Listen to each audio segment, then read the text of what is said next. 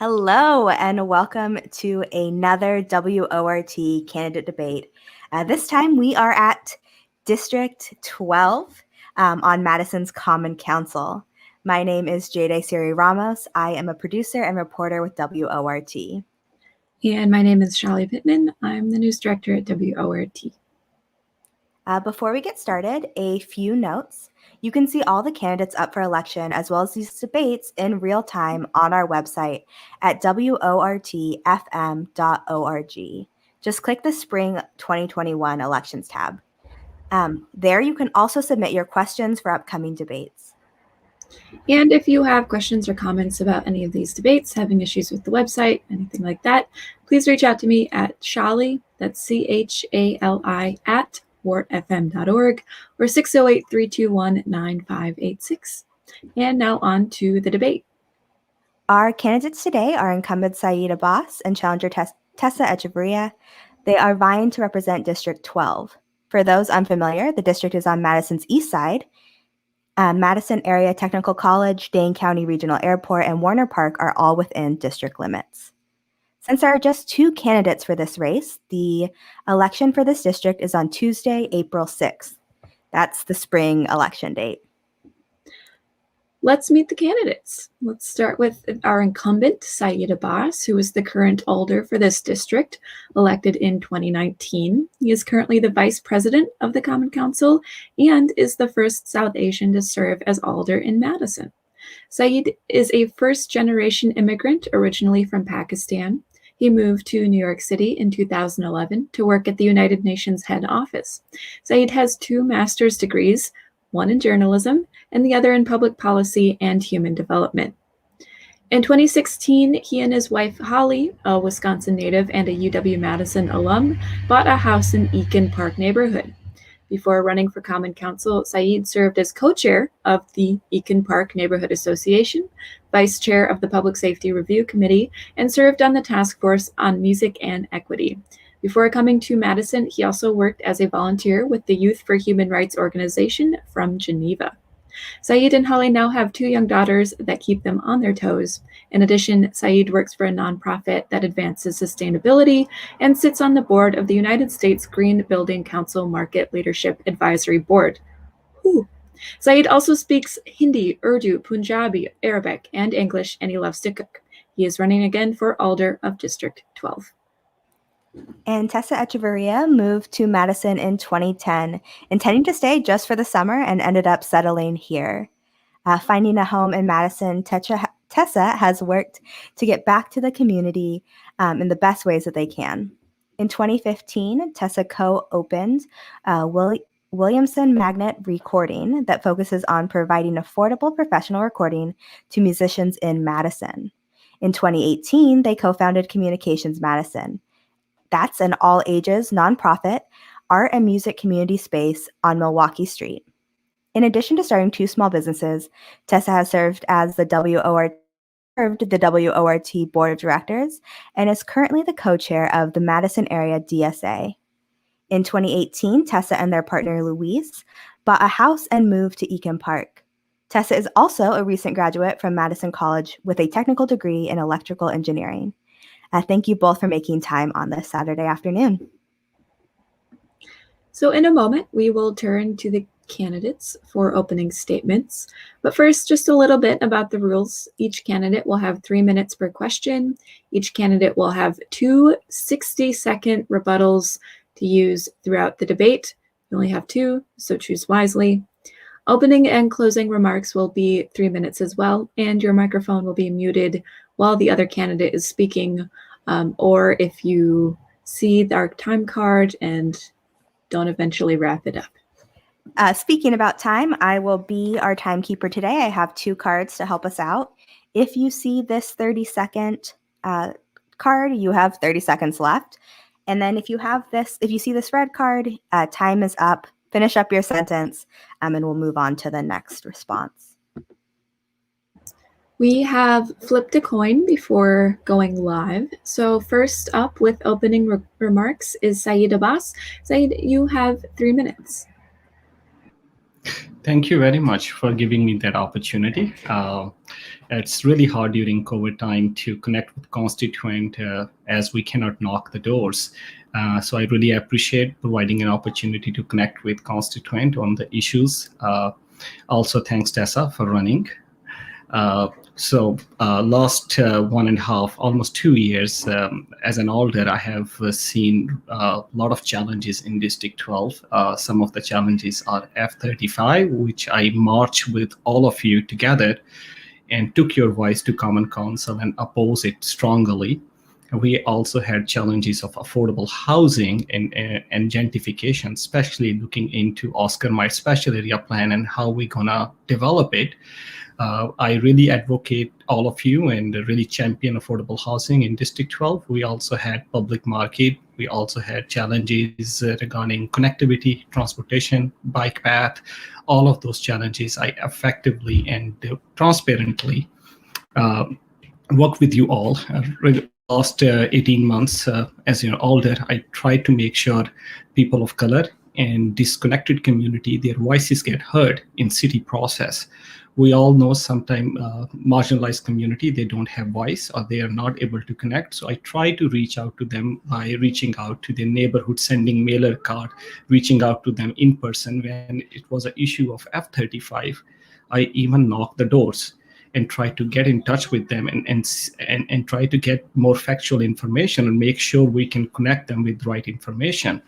Also in District 12, I try to educate policy related decisions to the candidates, sorry, not candidates, to the constituent, and also hear them. I always had a philosophy of listen, learn, and lead. In last 2 years, I try to listen my constituent very carefully and try to make sure I bring the voice, everyone voice on a common council. Uh, Also, last this summer especially, we saw. I'm very humble to seeing that Black Lives Matter movement fight for change. I was inspired to see so many of my Black friends, colleagues, and constituent march for a better Wisconsin. And with that inspiration came self reflection. I saw the role I am playing in the society and the role that I must play as an ally.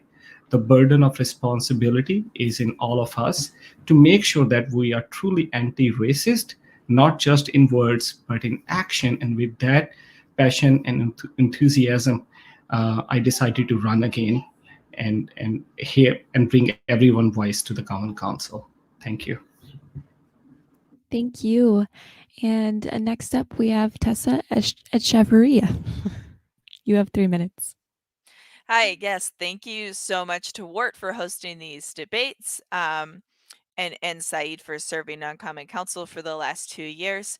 I decided to run over this last year, seeing the COVID pandemic wreak havoc through Madison and District 12, and also the Black Lives Matter movement, right? There's been great strides in our society of starting to listen to more of the underrepresented voices in this last year.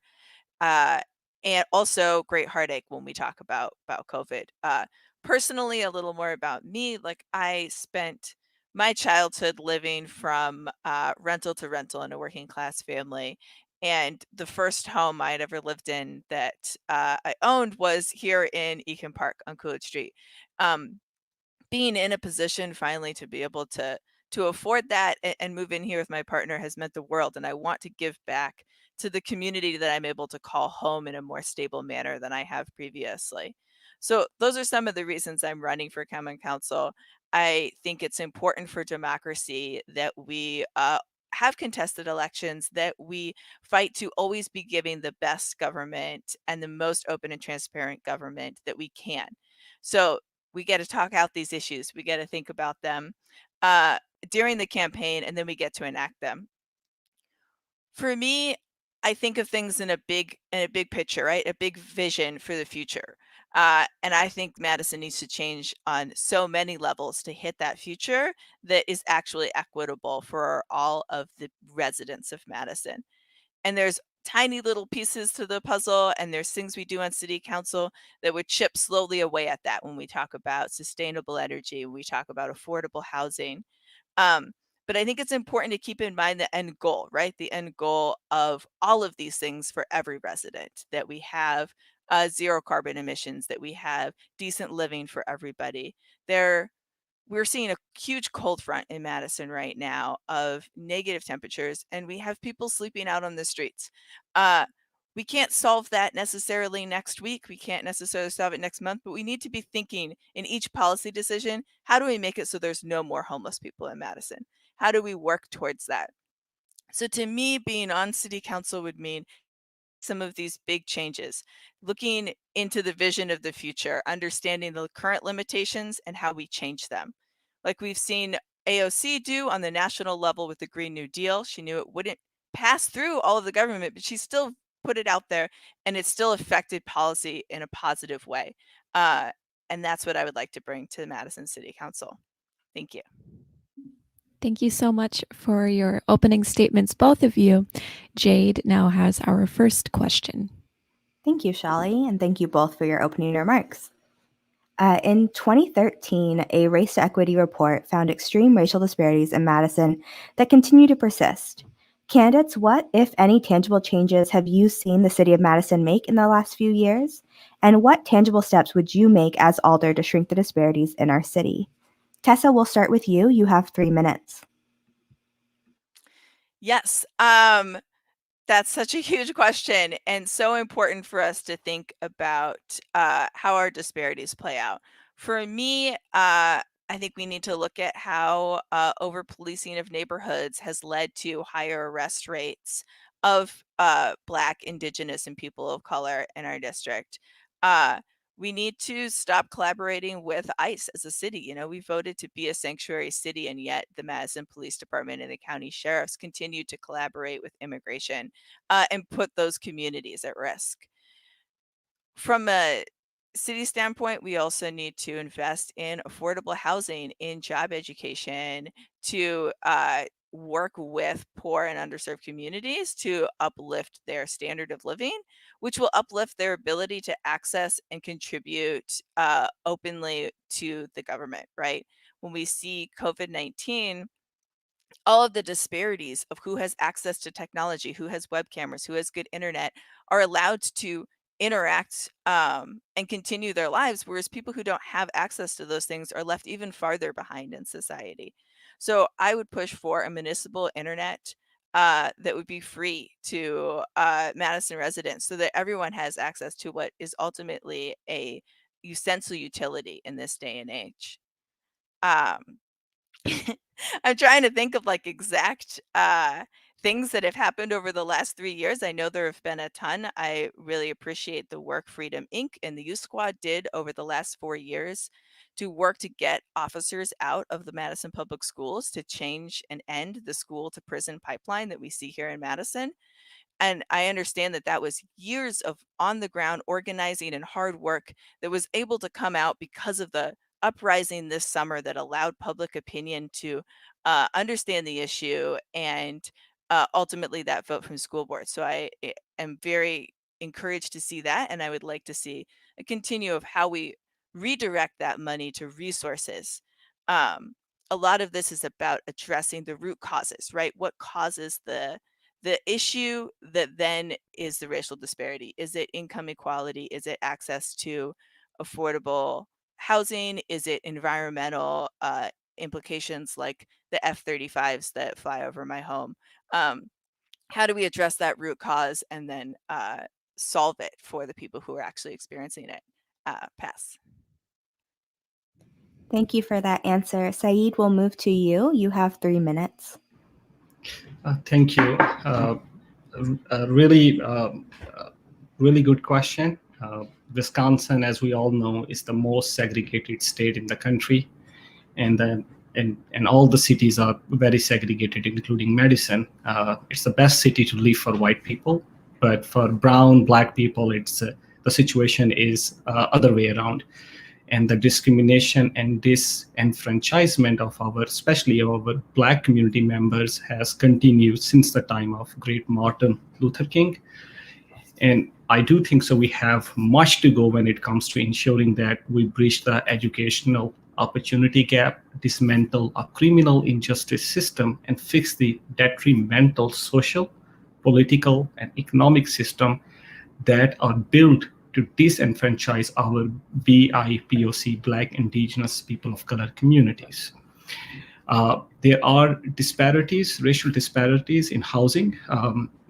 COVID really exposed the city of Madison, and also disparities across the US in health disparities, also housing, homelessness. Our homeless community, for decades, they were living in underground basement of churches. And now, because of COVID and social distancing, it's not safe. We ignored that for decades. We ignored a lot of racial disparities for decades, including affordable housing. Last year budget, when it came as a leader of Common Council Vice President, I tried to sponsor many budget amendments to really focus pivoting the money towards the community which need the most help. As an example, land banking of 2.6 million, I sponsored that. Men's homeless shelter, 3.5 million.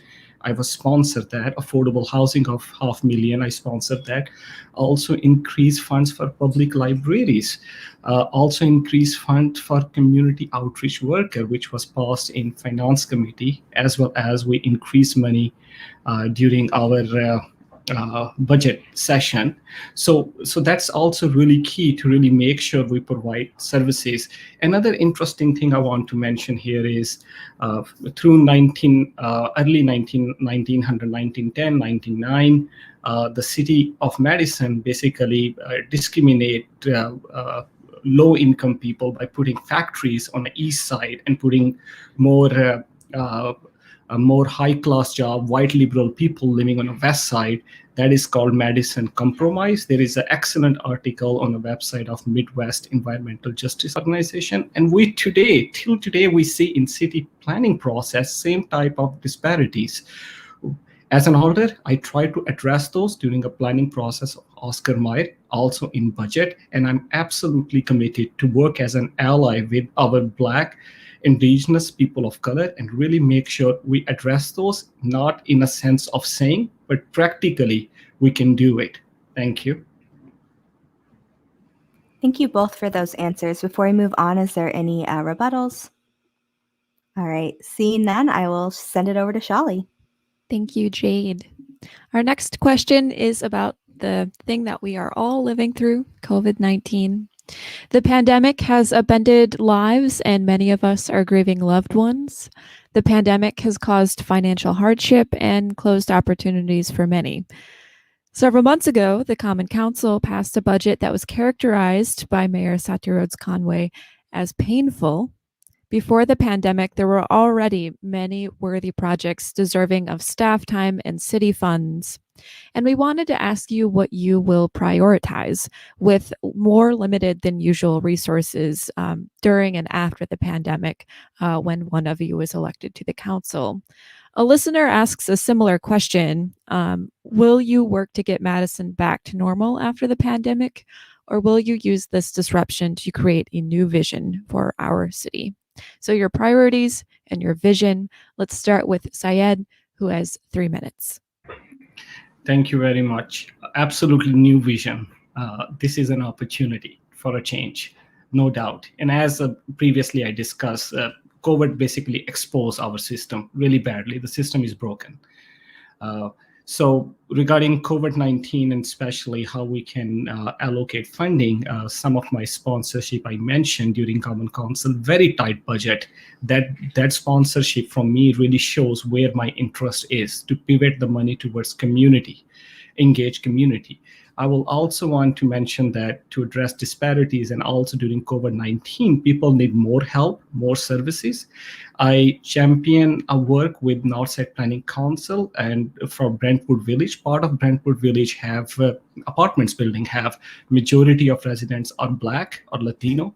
So, and they are very much disconnected with city services. So in last couple of decades, nothing happened for that community. City tried, but they were not successful. So with the collaboration of Northside Planning Council, as well as with city staff, I champion that, and we are creating a first pilot project as a remote neighborhood connector. And it will be a bus who will go bring the services right into the doorstep of the people rather than people come and get the service. In the COVID-19 pandemic, I also sponsor in a budget amendment to increase $250,000 as a it's a drop in a bucket, to be honest, that amount of money, because the need is far more than that. But we recently saw on Common Council, I voted for small business equity grant to really help small businesses. As an alder, I think so it's my responsibility to connect my small businesses, my resident with the services and provide that information. I am collaborating with Northside Business Association, try to make sure they have access to those resources, and also educating local businesses what type of federal grant President Biden is launch in his package. There is more money for, hopefully if it gets passed, for municipality, also for small businesses. There are also some money in state level, also from county level. So providing those information is important. But at the same time, the broken system we have and how we're going to use that money, I practically try to work with all the alders and try to collaborate and see how we can shift that money towards community and towards COVID-19, and how we can bring that community economically and also civil. We saw a big civil movement, how we can help civil movement as economic growth for people of color. One last thing I will also mention, I'm a big advocate for public market because of Market Ready program. 83% of Market Ready vendors are people of color. 33% of them are immigrant, first generation immigrant like me. And 60%, over 60% are female. It's very important for us to continue investing our vendors so they have an opportunity. With that, thank you very much. Thank you for that answer, Syed. Tessa, you also have 3 minutes to answer that question. So I agree with Syed, obviously. No, I don't want to go back to pre-COVID normal, right? I think that many of us knew how unjust society was for a long time, and COVID has helped expose some of that and bring it to the limelight. And I think that moving forward, we need to take all of those issues very seriously. The Black Lives Matter movement being the main one, but also, we're looking at the end of 4 years of Trump, right? And we're looking towards how do we build a society that doesn't lean into its worst tendencies. And to me, a lot of that comes back to participatory budgeting. I believe on a city level, we need the residents of Madison to have more input and say into how we are doing our budgeting process and what our money is going to. I understand our budget is tighter this year because of COVID, but there's also priorities that we make that I think we could be making differently. We're already at the city level, they're already starting to talk about budget and planning, and developers and lobbyists are able to make input starting next month. And the public isn't going to have a serious say in what that budget is for many months. And by the time they do, it's a comment here or there, but it's not fundamentally changing the way that budget happens. And I think you follow the money, that's how you're going to make the changes. So to me, making that process more open, more democratic, and really asking people for input. We heard this call over and over again for the last year, is that people want a say in what the city is putting its money to, what it's prioritizing, and the people who are most underrepresented, most at risk, are asking for that, and I think we need to give it to them. So as we start reopening from COVID, I think first off, we need to do that ASAP into the budget planning for 2021. And then from that, obviously, we need to look at areas of access and areas of inequity that we can directly target, whether that be economic development for small businesses that are all going to be struggling coming out of this pandemic, right? How to get them resources from the federal or state level as we can, and also how to support them locally. Personally, I believe in a trickle up economics method where if we increase the minimum wage, if we give resources to the most underserved, they're going to be the people who are going to patronize our small businesses and uplift our community instead of giving money to the people who are already at the top with the idea that it'll trickle down. I think we've seen that that doesn't work. Thank you. Thank you both so much for those in-depth responses. Are there any rebuttals to what the either said? No? Okay, so Jade has our next question. Great. We are going to move on to our questions about policing. So the City Council has recently created a civilian oversight board and independent police monitor position. Alders limited what and how much the Madison Police Department can receive from the federal military surplus program. They rejected a partial grant to fund more police officer positions, and there is currently proposal to ban or restrict the use of tear gas. In 2021, we'll bring a pilot crisis response unit for behavioral health emergencies. What do you think of these recent steps made by the council? And what, if any, additional police reforms do you support given the protests against police violence and several nights of civil unrest downtown this summer? We will start with Tessa. You have 3 minutes on this question. Yes. So to start off, I think this is one of the most crucial questions for Madison in the next coming 2 years. And while police brutality has been brought to the forefront of people's consciousness over the last year, it has been an ongoing issue ever since the creation of America or of the United States. And so I think that shouldn't be lost sight, right? It is a current issue. It's not a recent issue. I would support the ban of tear gas. Tear gas is a chemical weapon banned by international law in war zones and should never be used on the residents of Madison. Moving on to some of the other multi levels of that question, the Civilian Oversight Board, I'm a huge supporter of that, right? That was 5 years in the making of community members stepping up and drafting a wonderful proposal, especially like to highlight the fact that it has previously incarcerated people on it, people from underserved communities, community leaders on there to show accountability to the Madison Police Department. I think that's great.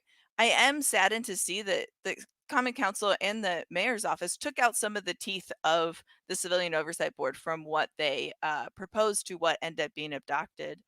And we can see that in the new hire of the police chief, right? In which the Fire and Police Commission completely sidestepped the Civilian Oversight Board and didn't even let them have a voice in that decision. And that was completely unacceptable. So if I was on Common Council, I would fight to put in more clauses and teeth so that the Civilian Oversight Board cannot be sidestepped in those decisions, because what's the point if they don't have to be taken into the conversation? So I think that needs to change in the next year.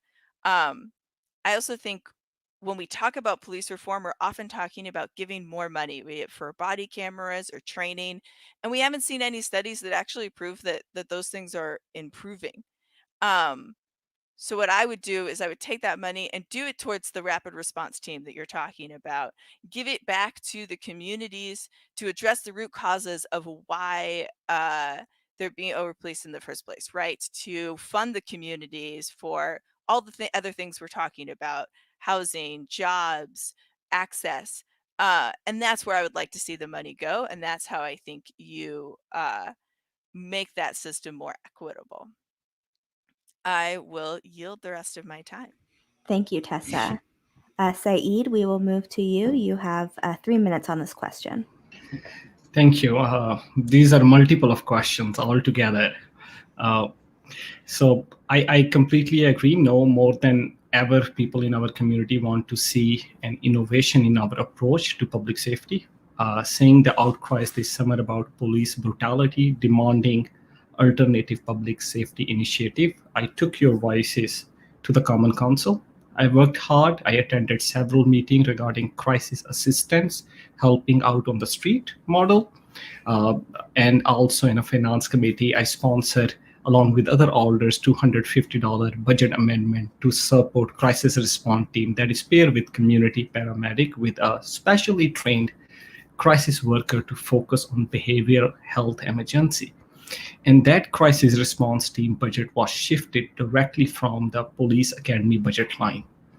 In addition to the above budget amendment, I also supported development of new civilian oversight board. And I also introduced a new ordinance to oppose completely banned chokehold measures by police in the city of Madison. And it was unanimously approved by the Common Council. And all of these measures were inspired by the brave protest this summer as a part of Black Lives Matter movement. Amplifying the voice of the protesters in the policy making has been a priority of mine since the George Floyd protest.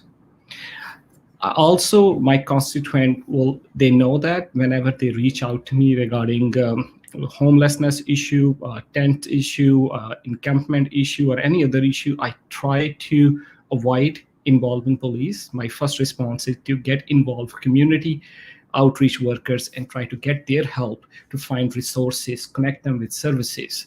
Here, I also want to mention another thing.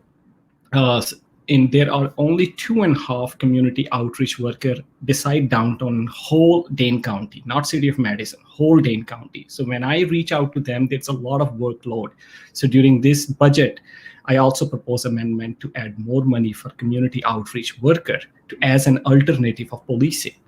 Also with the mayor office, I discussed about several other innovative measures we can take as a part of reform. One could be why not we have more park rangers, and they take calls regarding parks, and they have de-escalation strategy. They don't carry any firearm or fire weapon. Another is for every single thing, 30 seconds, I will be really quick.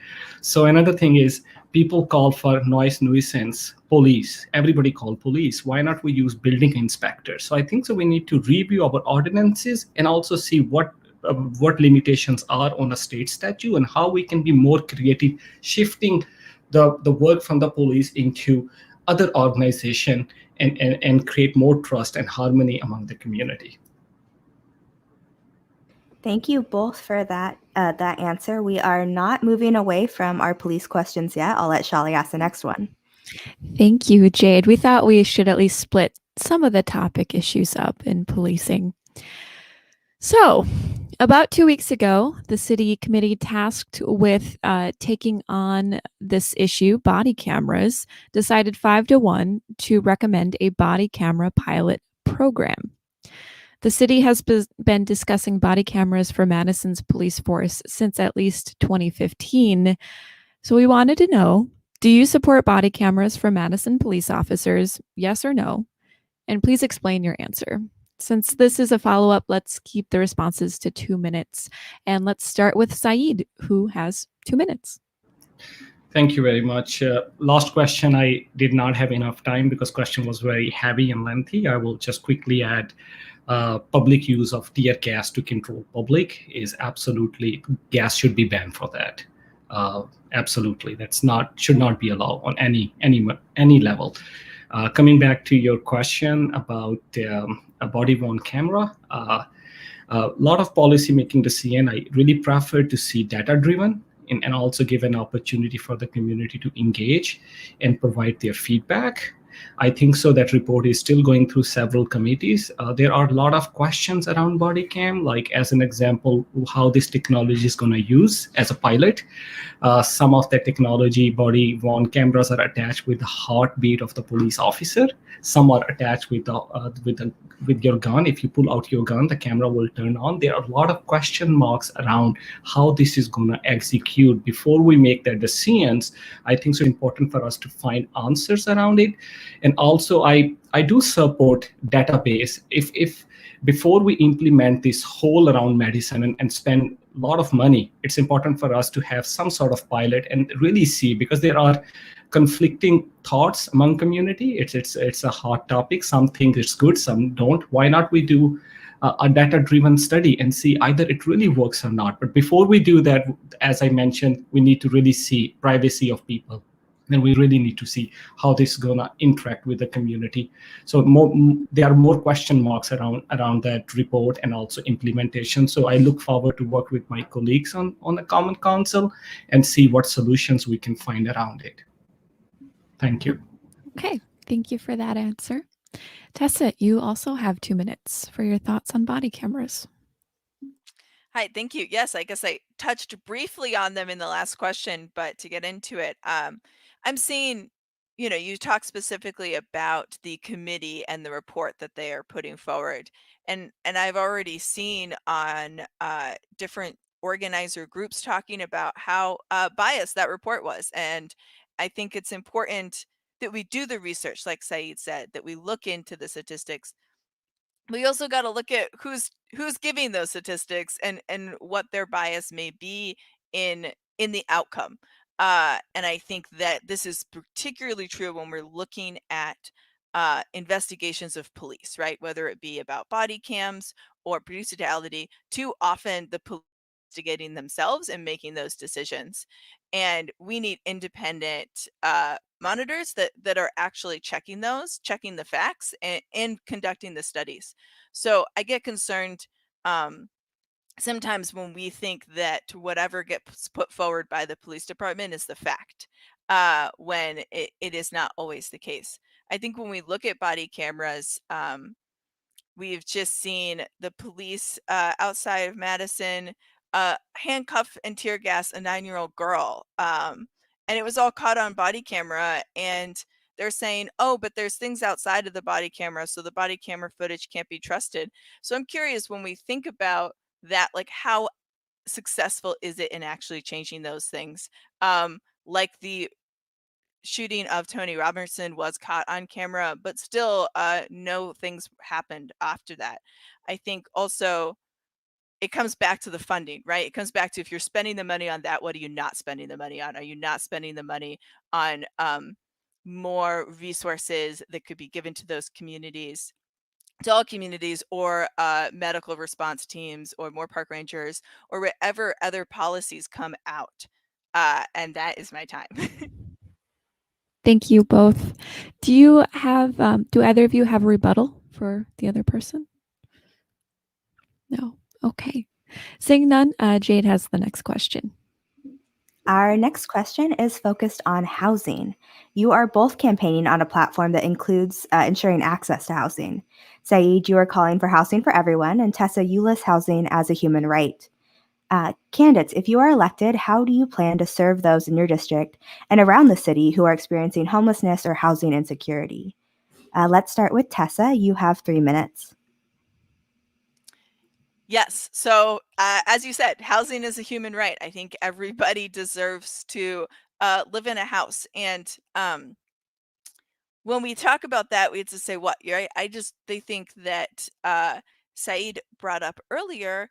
A lot of industries got put into District 12 that were undesirable in other places because of the toxic chemicals that came along with them. And we're now facing PFOS in our well water, toxic spills in Oscar Mayer. So as we look towards development, we also have to look about environmental justice, right? Everyone deserves a home that also isn't poisoning them. Everyone deserves a home that doesn't have chemicals in it, that the water is good drinking water, and that there aren't fighter jets flying over their head, making their residents incompatible with residential use, like my house will be in a few years. So I think when we think about affordable housing, yes, we need to figure out a plan to get everybody in Madison in a house, in a decent house. I am for investing in generational wealth, of starting programs to help people from disenfranchised communities, people of color, buy homes and be able to invest in that generational wealth. When you think of just allowing people subsidized apartments, what does that give them to leave their kids? What does that give them if they end up getting a better job and then they lose the access to the housing that they could afford, but they're put into another position where they have just as little money because all of their extra income from the better job goes to a higher rate. So there's so much complexity to affordable housing and how we actually give it to people in the best way possible. And there's multiple approaches, from rent control to subsidized housing to state housing to home ownership programs. And I think we need to tackle it on all fronts. I got caught up in that and lost track of what my last point was. But I think in general, we need to strive for that on city council. Oh, that was my last point. I would be in favor of instituting a vacancy tax, right? There's housing in Madison that isn't used. And it's not used because either people can't afford to pay the high price of luxury apartments that have shown up in District 6 and District 2 that I don't want to see show up in District 12, right? Affordable is affordable for the people who live around that area already. It's not displacing us with other people who can afford to move into our district. And kicking out the people who already live here. So affordability is very specific as to what that statement means to me. And also when we look at vacancies, those places should be filled with people like at the rate that people can afford to pay for them, and not hold out for a higher paying client. And I will yield the rest of my time. Thank you, Tessa. Syed, we move to you on your thoughts on housing. Thank you very much. So in my tenure as an alder for District 12, I have worked hard to bring a variety of housing types to our district and push for long-term affordable housing options. I have shown progressive leadership in the housing for District 12 by sponsoring bills to support housing affordability and pushing developers to bring affordable housing and a higher volume of housing to our district. And it has paid off with a huge number of units coming to District 12 in just 2 years. We had 4 affordable housing projects. I supported tiny homes for our homeless community. On the East Wash, historic Alla Deli building was demolished, and there's a apartment building. I really advocate for affordability, advocate for sustainability. As my professional background is in sustainability, I really push developers to go above and beyond building code, have green roof, solar energy, EV charging, and I also did EV charging ordinance to really address about sustainability and reducing carbon emission. Also in Oscar Mayer Special Area Plan, which is proposed to develop more than 2,500 units, I propose Madison, first time that happened in Madison history, in any planning process, a language around environmental justice was entered, and I propose that on a common council floor. That language will help us in future to really make sure if any developer come, or if city is giving a money for particular land, that land should be cleaned, absolutely clean. And not only that land is clean, also horizontally and vertically, we do test around the Oscar Mayer to make sure other residents and neighbors are also safe. Regarding housing, I think so it's very important for us to work to preserve low-income housing tax credit, Section 42 properties, which expiring affordability, to ensure that we retain affordable units. We also need to, as a citywide, I think so, we need to work to really develop an opportunity zone code of conduct. We know federal opportunity zone program was designed as a tax shelter for real estate investor, and we know on the north side there are a substantial amount of properties under opportunity zone, which will bring developers to take full advantage of it, and that will create a gentrification. So we also need to work on a policy to really make sure we address that issue as well. Also, I really am a big advocate of more density on the north side to really help local businesses, having more people, including every type of housing, market rate, low income, workforce housing, senior housing, and last couple of years we had variants of all of those, and I supported all of them, and create community consensus and educate community how important it is for us to look into that area. And time is over. Thank you. Those 3 minutes go fast. Before we move on, is there any rebuttals on this housing question? Great. Seeing none, we are going to move to our questions on the environment, which we just started talking about. Thank you, Jade. So let's talk about PFAS, the forever chemical that has been shown to cause cancer and a variety of other negative health effects. Now, your district is home to the Dane County Airport and Truax Airfield, an area with high levels of PFAS and shallow groundwater, and the studies are still being investigated and being checked out. A drinking water well 1 mile from the Truax National Air Base has been shut down since 2019 due to PFAS concerns. Just a few weeks ago, the Wisconsin Department of Natural Resources found that each of Madison's 5 lakes and the Yahara River all have elevated levels of PFAS. So, bearing in mind that environmental work doesn't know borders, right? It's a joint federal, state, and local enterprise. How would you respond to the ongoing threat of PFAS if elected to the Common Council? Let's start with Syed, who has 3 minutes. Thank you. Thank you very much. The report, when it came out about the part per trillion, how much PFAS is in the water, and also drinking water, as well as it's alarming to see how much is in Starkweather Creek on a surface water. It's not a surprise at all. The DNR has not asked the county to test the PFAS offsite. I'm very disappointed with that. And although they asked Air National Guard years ago, but guess what? They, as usual, they ignored it. They ignored F-35 impact. They ignored PFAS. And in fact, the DNR has not asked Dane County to follow several NR 700 laws, which include delineating the horizontal and vertical extent of the PFAS in the groundwater, including offsite. It's beyond my understanding why DNR seems to treating Dane County as a special case, and it's very disappointing to me. Regarding burn pits on a Dane County land, which the city of Madison and military are used and are responsible party with Dane County, have the highest level of PFAS at Truax Field tested today, and PFOS and PFOA levels in shallow groundwater under the burn pits were around 68,000, really high and very concerning. And that Starkweather Creek goes into District 12, and there are some houses around it, and it's extremely concerning why we are silent on this issue. I personally push the city of Madison. I was advocating when the issue of PFAS started. I really pushed hard to create public information. City of Madison, and especially what I heard from the staff is,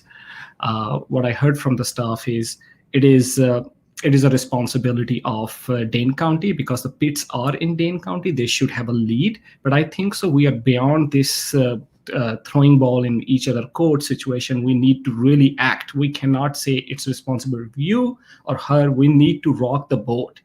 I hate to say that there is lack of leadership on a county side.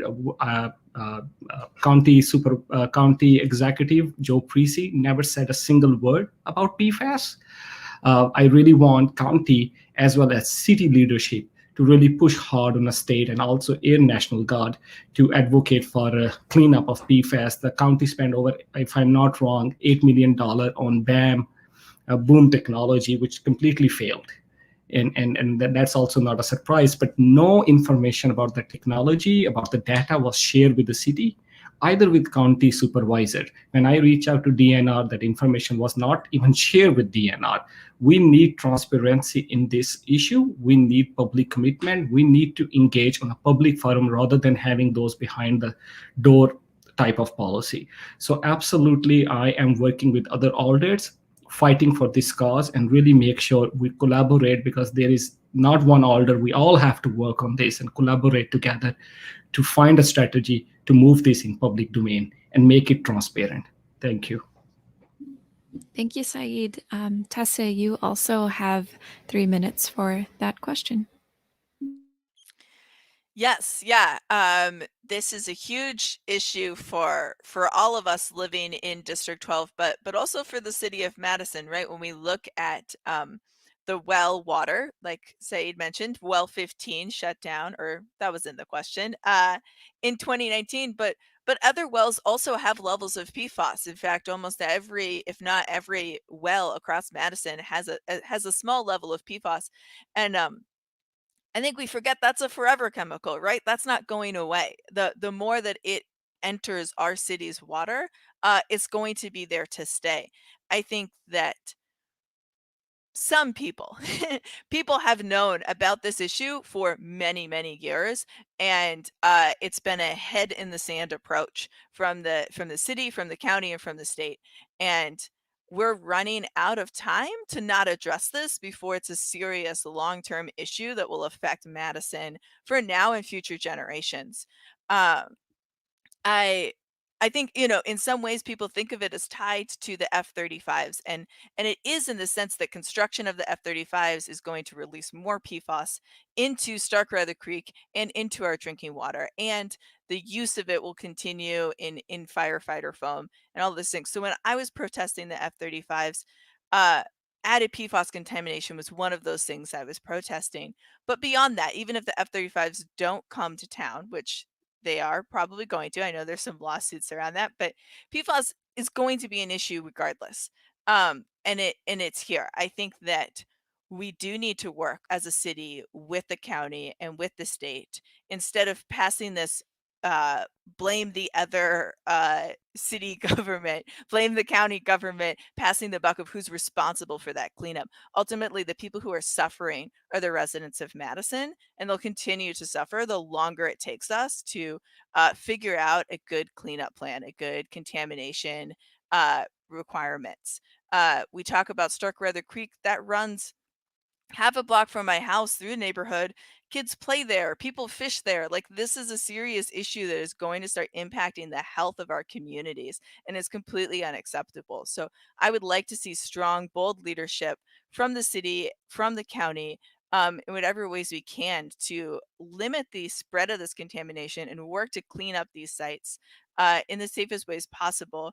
I think that we look at environmental issues sometimes as long off, far off. Oh, that's going to happen somewhere down the future. But if we don't take serious steps now, uh, we're not going to be able to get it out of the water once it's already there. Pass.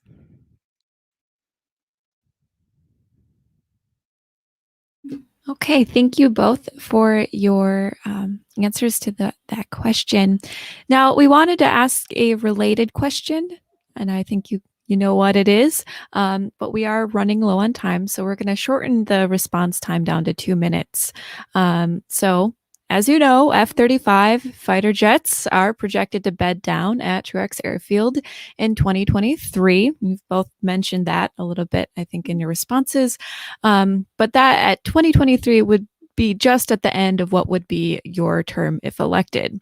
So keeping in mind that the Common Council has already formally said it doesn't want the jets, how would you prepare to mitigate things in your district for the extra noise and the extra pollution?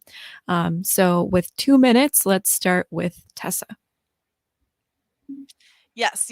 As you said, the city council has already said they don't want them here, and also doesn't have a real say in the matter.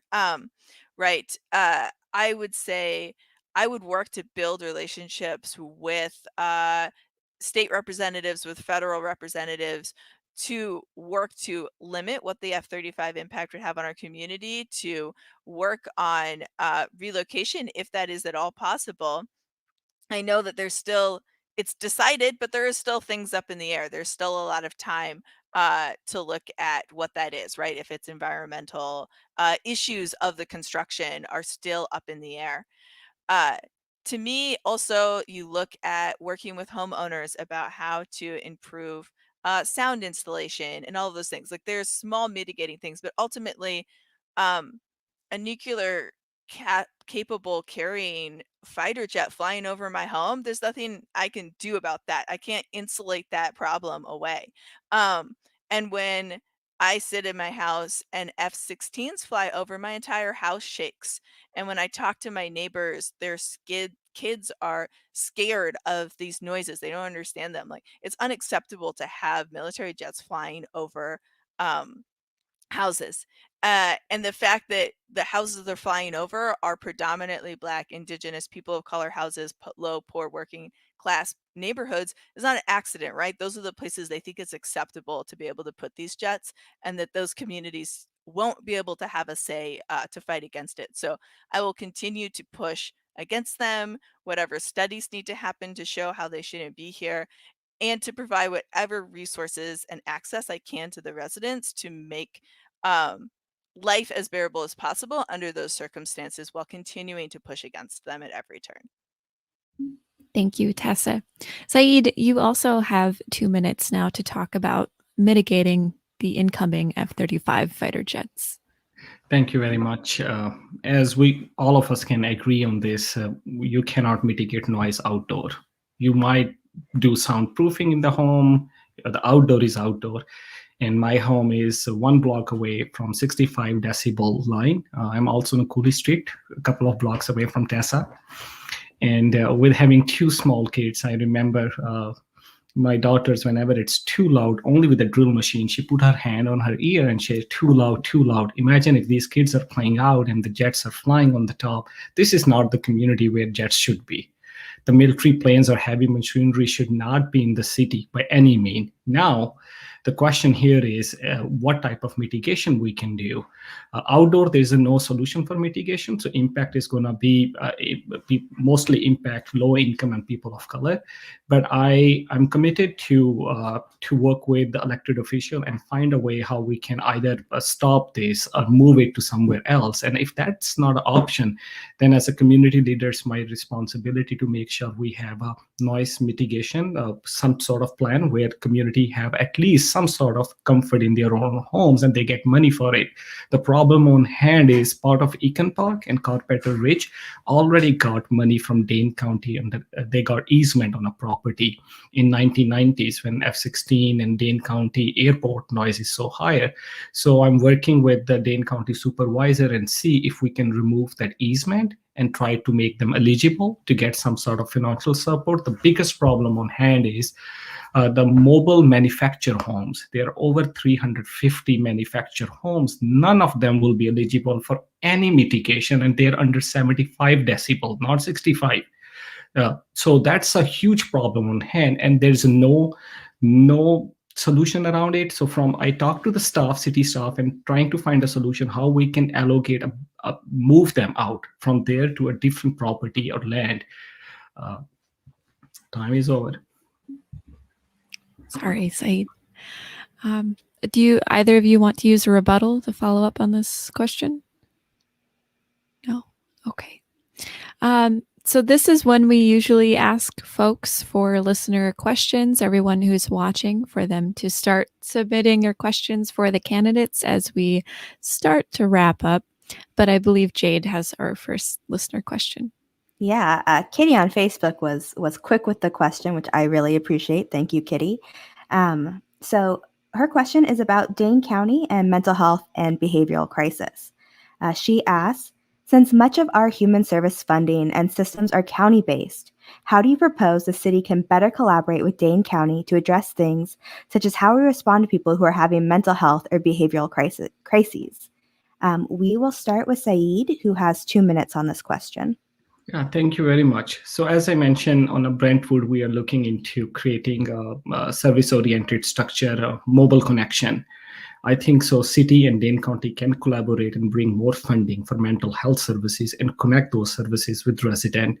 I am working with the counties. Unfortunately, Paul Rusk died unexpectedly. I was working with him, try to pivot some funding towards north side. I also have seen historically, I will say that online, a lot of money shifted different part of the city and north side get isolated. And during my time, I'm really trying hard to bring those with the collaboration of Dane County. I also, as a council vice president, I have check-ins with the mayor office, and I'm also advocating for spending more, pivoting more money for mental health and other services from city as well as from county. Also want to bring that on record, the $250,000 the sponsorship I did for mental health crisis response, that was failed in Dane County. Dane County did not put any money for that services, and which is disheartening to see that. I am not a county supervisor. I don't know what exactly happened.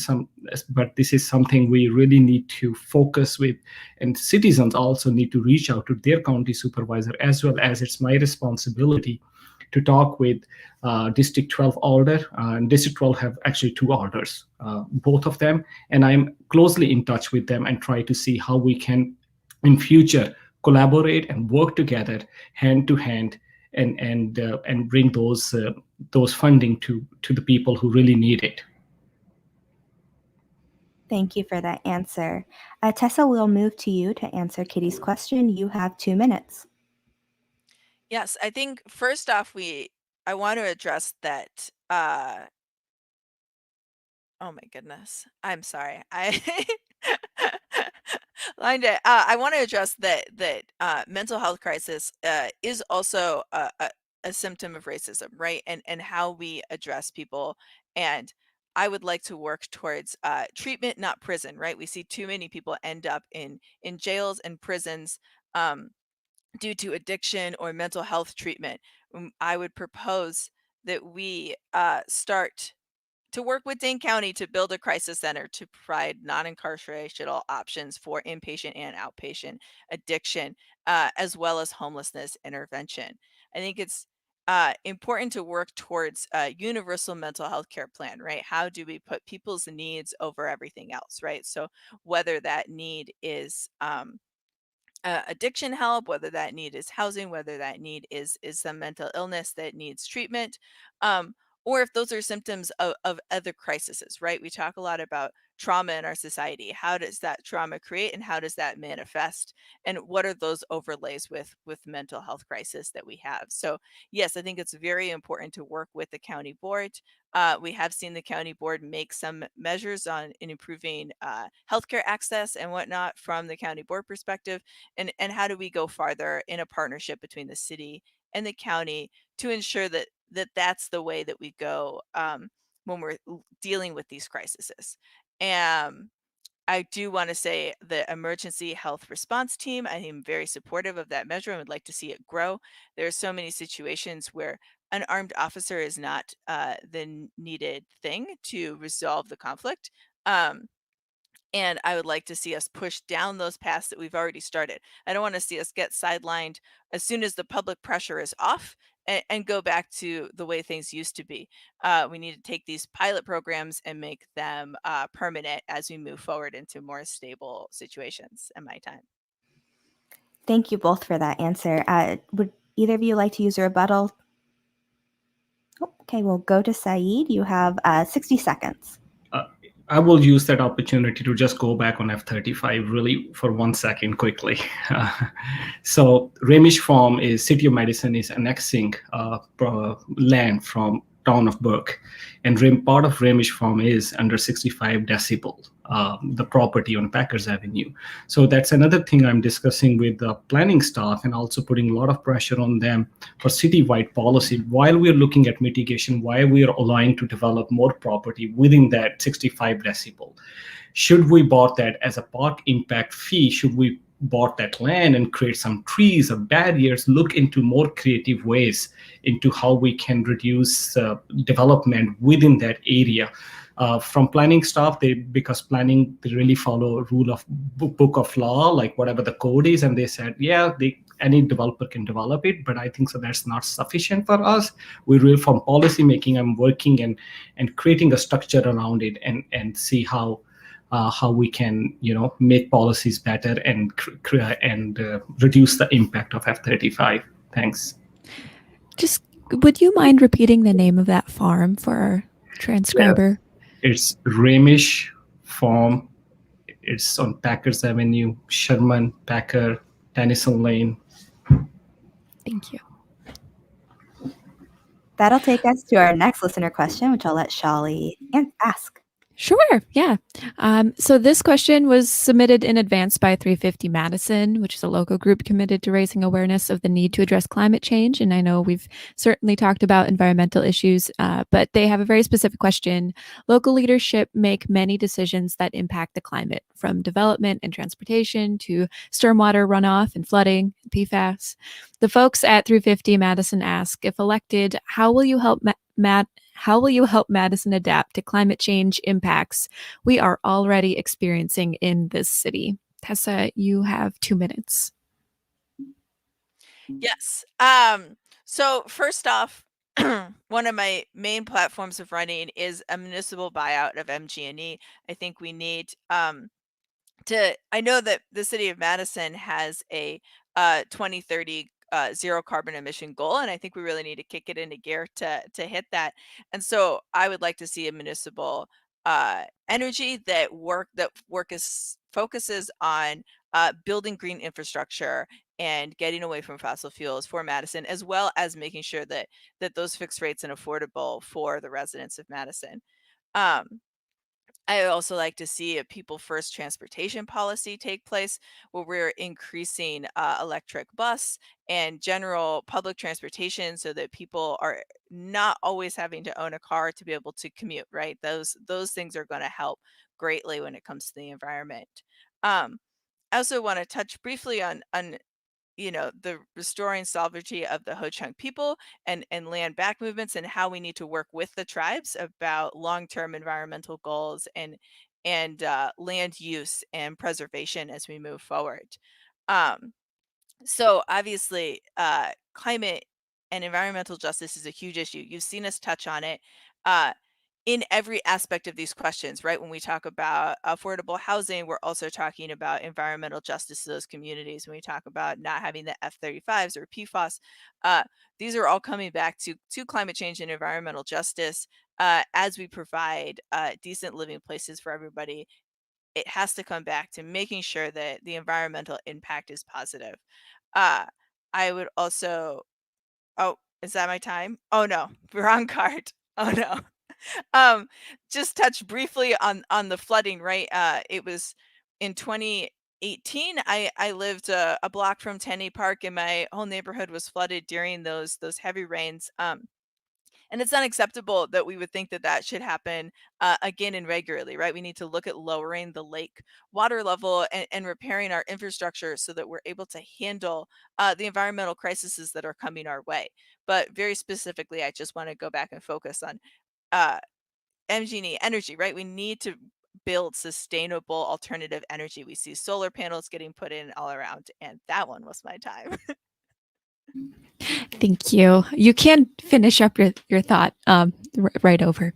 Okay, so we turn to Syed, who also has 2 minutes for this, our last question about climate change and mitigating impacts in Madison. Thank you very much. As an alder, I kept my commitment to fight against global warming and climate change.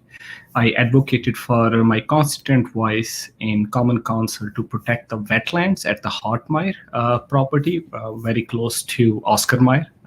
Thanks to help and support of friends of Hartmire, and my countless hours of hard work, we were able to save 16 acres of wetland. On the legislation front, I propose a plastic straw ordinance to reduce single-use plastic in City of Madison. And after consulting with so many of you stakeholders and collecting feedback to make it more inclusive for our community, the ordinance passed. I also introduced a game-changing electric vehicle ordinance to create EV infrastructure in Madison and help reduce carbon emission. That was also passed by the Common Council. And in the Oscar Mayer Special Area Plan, I introduced Goal 3. The focus of the goal was to prioritize the use of green building strategies and certification in development and redevelopment projects to achieve holistic, integrated sustainability outcomes, including water reserve protection, water reduction, climate resilience, community health promotion. Also, with all the new construction in District 12, I advocate to put pressure on the developers to have green roofs, solar energy, and develop building according to sustainability. And that's my professional background as well. Also, on transportation front, I think so. The effective way is people to use public transportation rather than driving their own car. BRT, I'm a supportive of BRT and electric buses, and really pushing city hard to look into electric buses so we can have more holistic transportation system. 2 minutes are not enough to discuss climate change. I can go on and on, but I will yield my time. Thank you both for your answers to many, many vast questions in the space of an hour and 10 minutes now. That was our last question. We do have to start moving on. Tess would like to use a rebuttal. Oh, sorry. Thank you. Go ahead. That's okay. Because this extra 60 seconds is going to cover all the environmental justice issues. No, I just want to stress on the idea that when we talk about environmental justice, I think oftentimes the solutions are thought of as expensive and unattainable, right? But all of these things are very achievable when we think about the city of Madison, right? We start small with transportation access. We start with solar panels, and all of that is great, right? Moving forward, but we also see this giant crisis looming in our future, right? And so I think we need to be making bold moves as a city to really get to achieve zero net greenhouse gas emissions as quickly as possible, right? We have our goals in our future, and those steps need to make sure that they are providing union jobs, good paying jobs to the people who live here, so that when we build that sustainable Madison, it is still serving the residents that currently live here, right? And not displacing those communities because of unaffordability or bad jobs. And that's my time. All right. Syed, you I have. will take the second rebuttal. Just quick 60-second. I really like the idea, what Tessa mentioned about control of municipality, MG&E. However, because my experience working in energy sector, there are some examples where that was not successfully achieved. Boulder is an example where the Common Council went in a similar direction, and after 20 years of lawsuit and struggle with Xcel Energy, they spent over 28 million or wasted 28 million, and they finally decided to stay with Xcel Energy. There was so much lawsuits around it.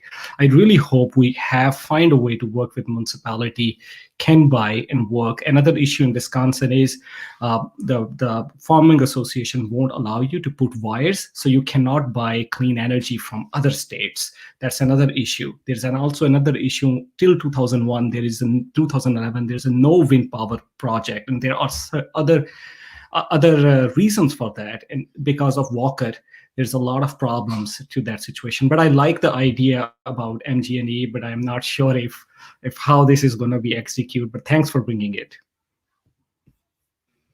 Thank you both for using your rebuttal. Shali really appreciates when people use their rebuttals.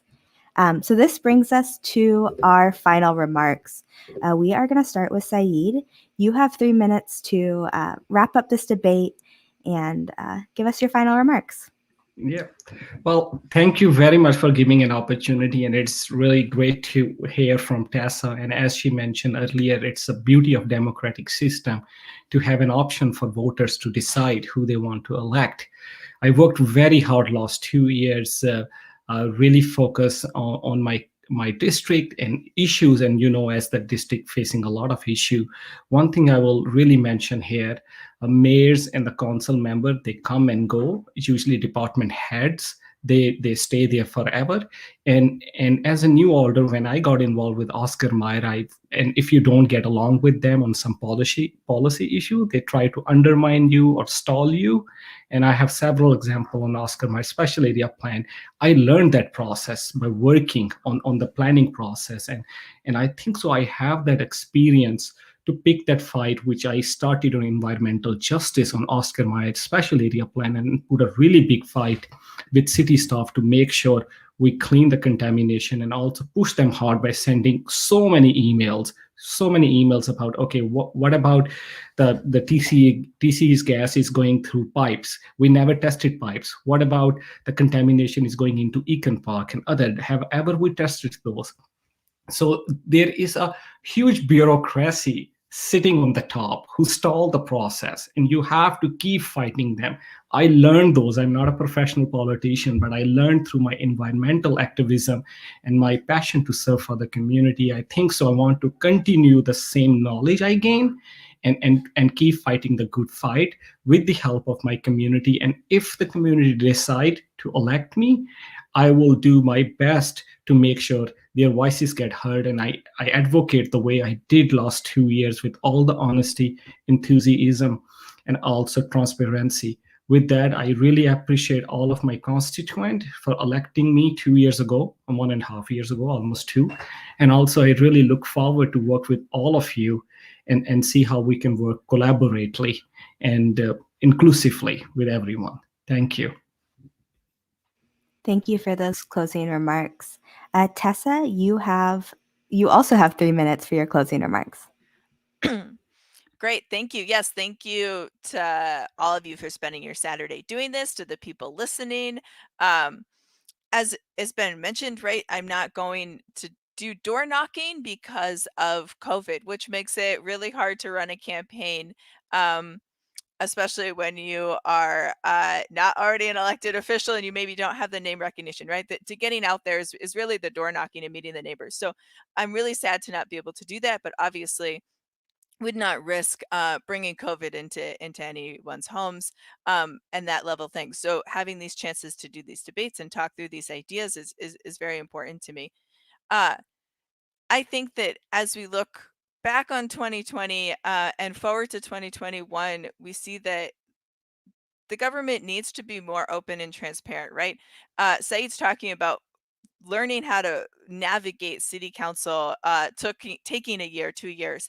And I hear that all the time, right? And I think we need to work to address how that should not be the case. It should not be a barrier for people wanting to listen to a city council meeting to have to stay up till 3 a.m., to not understanding how to read the agendas. And all of these things are things I want to tackle on Common Council.